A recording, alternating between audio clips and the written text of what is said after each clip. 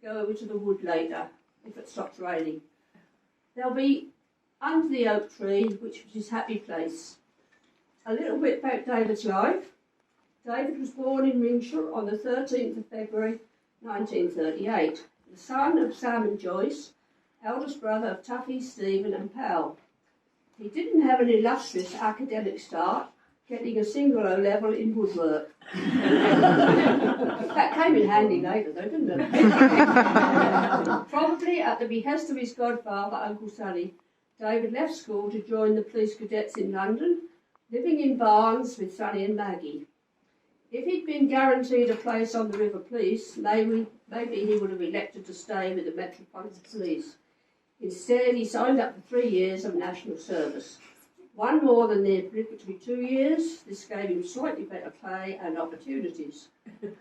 His foreign posting would have been to Singapore, had he not broken an arm in a motorcycle accident and been delayed in the UK. Instead, he ended up in Cyprus for 2.5 years. It was here he started playing jazz with a borrowed E-flat tuba. He entered a suggestion box type competition, his great idea being a torch strapped to a Sten gun, like an optical sight with a torch lighting up where the bullets would go.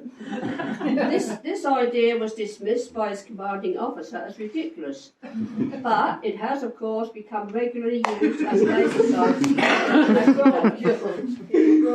His look here is what I'm very used to. Is there a look? Yes. he would be saying, this is bloody obvious, so why do I need to explain it?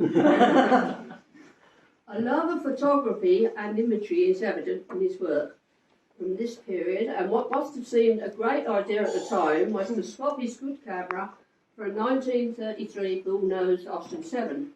Maybe this is not such a great idea when you're about to undertake the drive from Cyprus to Battersford. Quite a journey now, let alone then. This illustrates perfectly David's thirst for knowledge and experience, which he demonstrated all his life. Back in the UK, David started work with the Electricity Board. He started quite literally at the bottom because he started off digging post holes. Anyway, soon after, either playing a borrowed tuba in a pickup band or listening to a jazz in Ipswich, he heard that Tucker Smith was forming a band and they needed a trombone player. It's easy to imagine him saying, I could have a go at that. So Stan, the bass player, took him to the music store to get a trombone. On hire purchase, of course, because his trip home from Cyprus had left him broke. Matt, who played in that first band with David, is still growing strong and playing with various bands, and will play for us now. Okay, Matt? Yeah. We're ready for you when you're ready.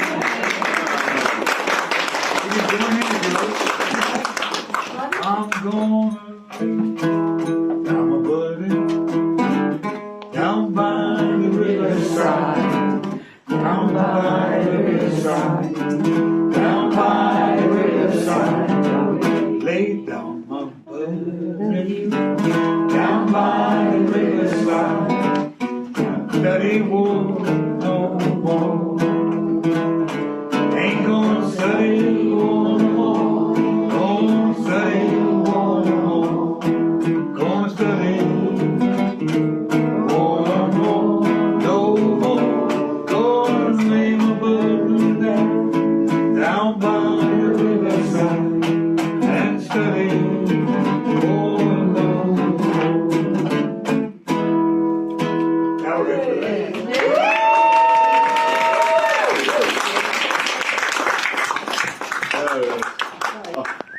Thank you, Mac.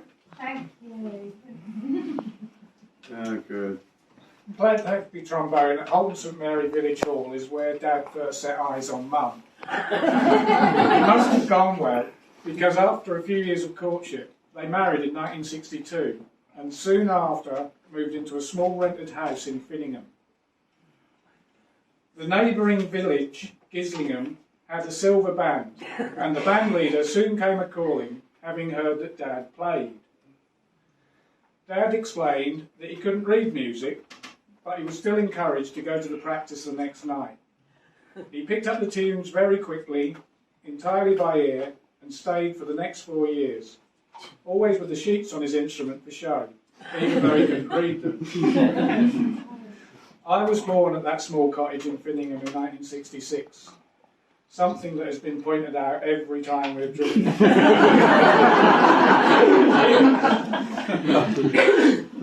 Always striving for more and the best for his new family, Mum and Dad bought Elm Tree House, Silver Street, here in Old Newton in 1968. Like so many properties at the time, it was a pretty tumble down and needed total renovation. Having no building experience, it was another prime have-a-go project. And with the assistance of his father, brothers and mates, Dad taught himself how to rebuild houses too. So shortly after moving into Elm Tree House, Joe was born in 1968.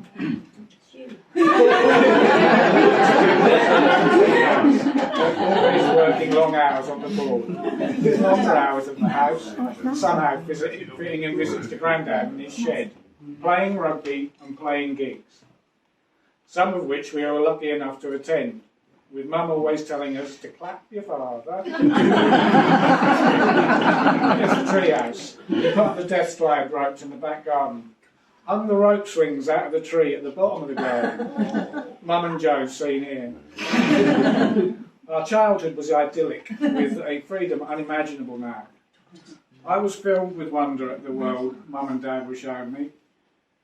He was my hero then. He could do anything, fix anything. I wasn't afraid of anything, apart from the Doctor Who monsters, because he wasn't afraid of anything. Whilst Dad and his mate Alan were building the garage, I still wasn't afraid when he put me on one end of a carefully balanced scaffold plank and jumped from a reasonably great height onto the other.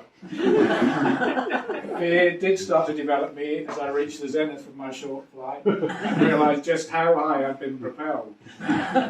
My wrist broke my fall and my fall broke in. Another example of him trying stuff just to see what happens at the end of it. I don't think Mum spoke to him for about a week. From school, he was a keen rugby player and kept playing throughout the army and at home in Suffolk. He was most disgruntled that I was born on a Saturday afternoon and he had to miss a game. Another Saturday afternoon, he came home with a broken nose and was told by Mum to go to A&E to get it fixed. Instead, of course, he went off to play for Tom Collins' band, which was obviously far more important. Whilst working on Elm Tree House, he had a sharp pain in the chest, which of course he shrugged off and carried on working.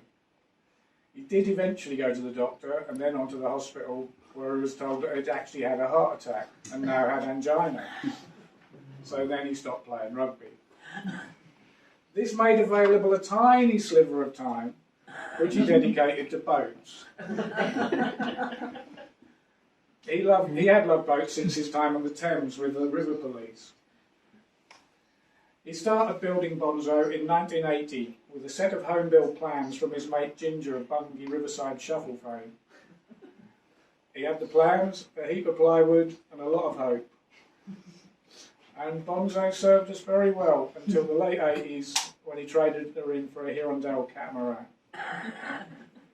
Through his 34 years at the Eastern Electricity Board, he trained, rose up the poles and through the ranks to become foreman and effectively ran the desk depot. He really loved his work and the men he worked with. During any storm, he would always be waiting by the phone for the call to go and fix the broken lines. He always wanted to be doing his best at anything he applied himself to. When I was working for the Faraday lecture tour in 1992, we were looking for local crew for the Norwich show to come and assist with loading it all in and out again.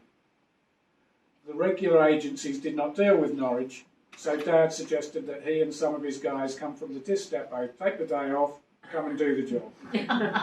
Still the hardest working and fastest local crew I've ever worked with. He retired early in 1983 and busied himself for several months in Weymouth, fitting out his pride and joy a brand new 9-metre Cadillac catamaran. Mum named her Rubessa, after her beloved grandchildren. Ruby, then 2, and Bessie just a few months. Dad joined Bob Kerr's Whoopee Band in the 90s and toured all over the UK and the continent. In 1997, Elm Tree House was sold and Haddon House bought to embark on his biggest single project, to self-build the Anchorage. And what a magnificent place this has turned out to be.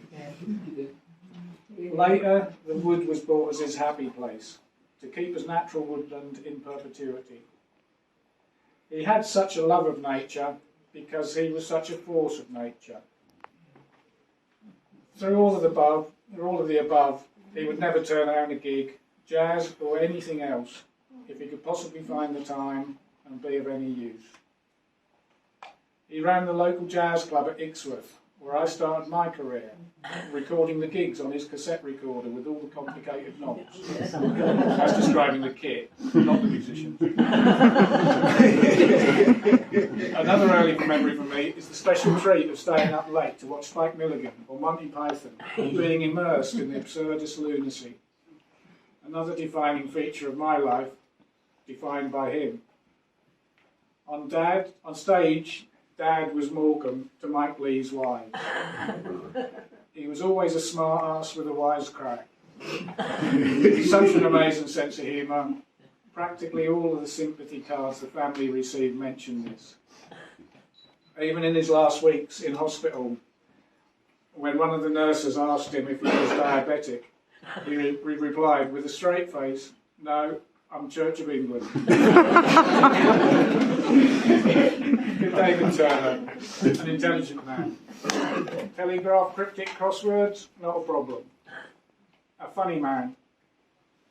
A problem solver.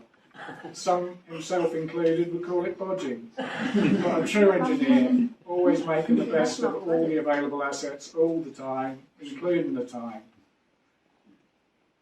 A front man, but also happy up the rear in support. A self-deprecating man. He referred to his many talents as competent mediocrity. A hard man with a soft heart.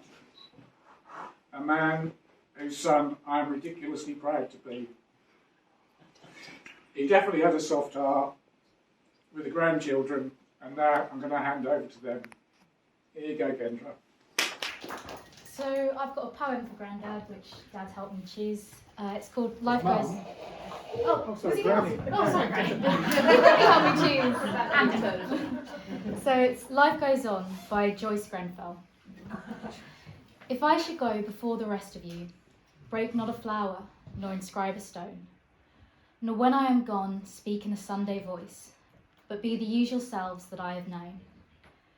Weep if you must, parting is hell, but life goes on, so sing as well.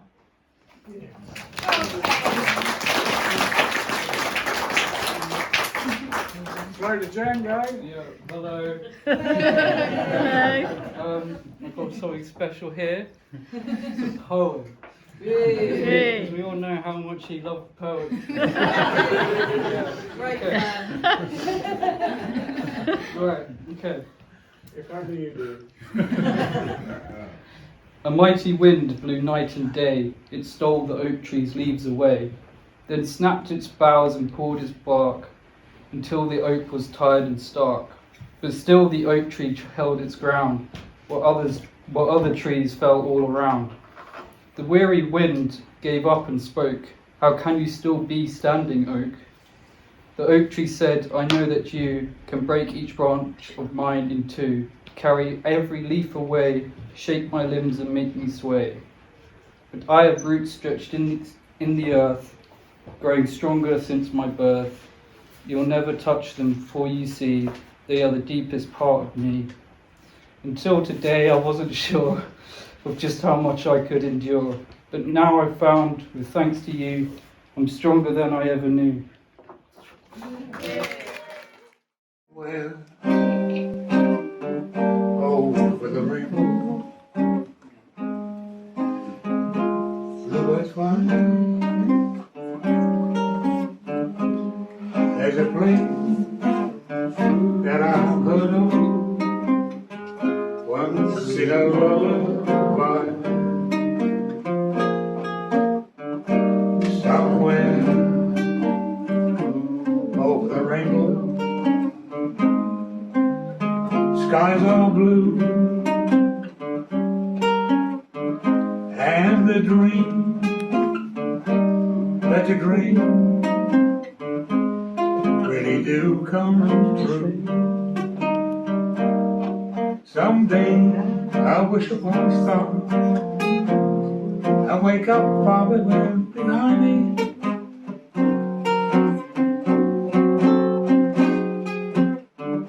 Where troubles melt like lemon drops,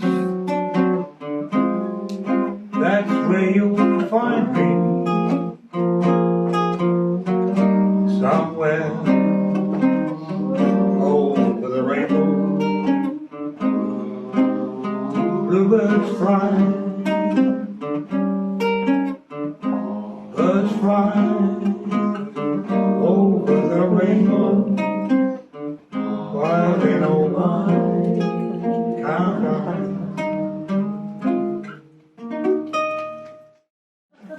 So Granny asked me to sing a song, and I played the song that I'd sang once before, and thinking of Grandad, who was so brilliant, I just was sobbing. So I wrote this on the train last night, so bear with, because there's no way, look at me now after you, like, so beautiful. Grandad means so much to music for me, and I just would not be able to hold it together.